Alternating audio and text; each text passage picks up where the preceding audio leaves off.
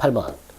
1번 또 나왔네요. 저당권을 채권과 분리해서 양도할 수 없다, 절대로. 2번 또 나왔네요. 저당물의 소유권을 취득한 재산 취득자. 뭐 할 수 있죠? 경매인이 될 수 있죠. 즉, 목적물이 경매될 때 원래 소유자는 경락을 못 받아요. 경매 참가가 제한돼요. 내가 내 물건을 경락받을 수는 없어요. 그게 원칙이야. 그런데 얘는 된단 말이죠. 재산 취득자는 경매인이 될 수 있다. 3번. 자, 저당권 효력은요, 부합물 종물에 미친다 그랬죠. 자, 이 종물과 관련해서 종된 권리로 확장이 되죠. 갑소유 땅, 을소유 건물에 설정된 저당권은 을이 건물 소유를 위해서 땅에 대해서 갖고 있는 지상권 또는 임차권에도 그 효력이 미친다. 101호. 전유 부분에 설정된 저당권 효력. 어디에도 미친다. 그 구분 소유자가 대지에 대해서 갖고 있는 권리, 대지 사용권에도 효력이 미친다. 두 가지 꼭 기억해 두셔야 되죠. 그러니까 3번. 건물 저당권의 효력은 원칙적으로 그 건물 소유를 목적으로 한 지상권 또는 임차권에도 효력이 미친다. 이렇게 되겠죠. 4번. 저당 부동산에 대한 압류가 있었어요. 압류. 그럼 압류. 후 과실. 여기엔 저당권 효력이 미치죠. 압류 후 과실. 두 번째. 차임이 대표적인 과실이죠. 그러면 4번 읽어봅니다.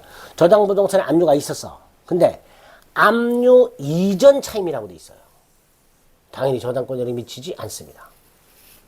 압류 후 차임에 저당권 효력이 미치고 압류 전 차임에는, 압류 전 과실에는 저당권 효력이 미치지 않습니다.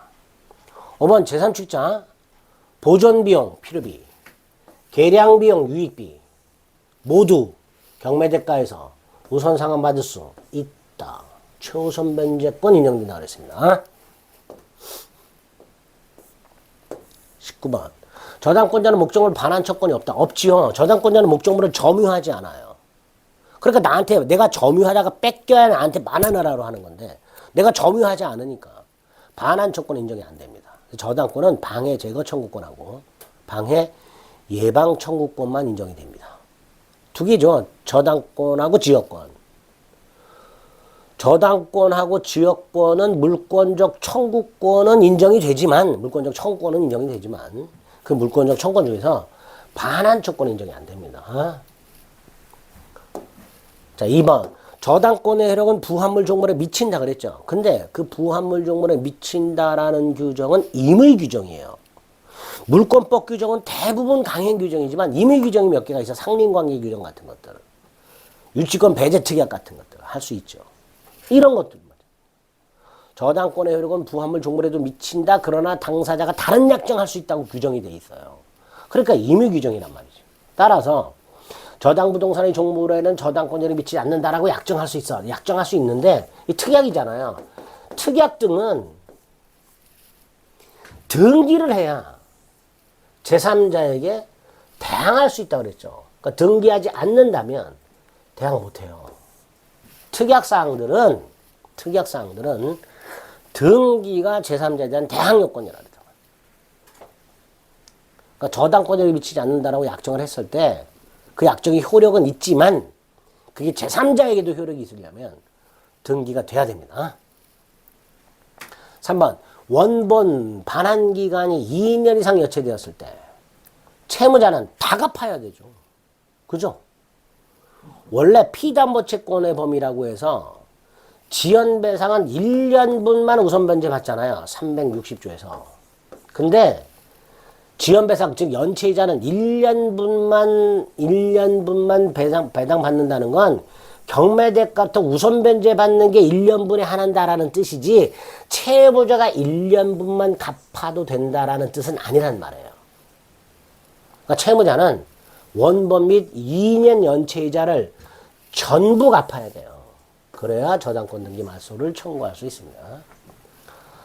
4번 또 나왔네요. 채권과 분리해서 양도하거나 다른 채권의 담보를 하지 못합니다. 그러니까 저당권만 활용을 못해요.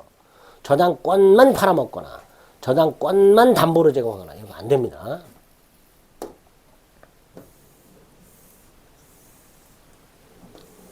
5번 저당권이 설정된 땅이 공익사업을 위한 토지 등의 취득 및 보상에 관한 법률 공특법이라고 보통 부르죠. 이걸 통해서 국가가 취득을 했는데 강제로 취득한 게 아니라 협의로 취득했어요. 그러면 협의 수용 보상금이 나올 거 아니에요.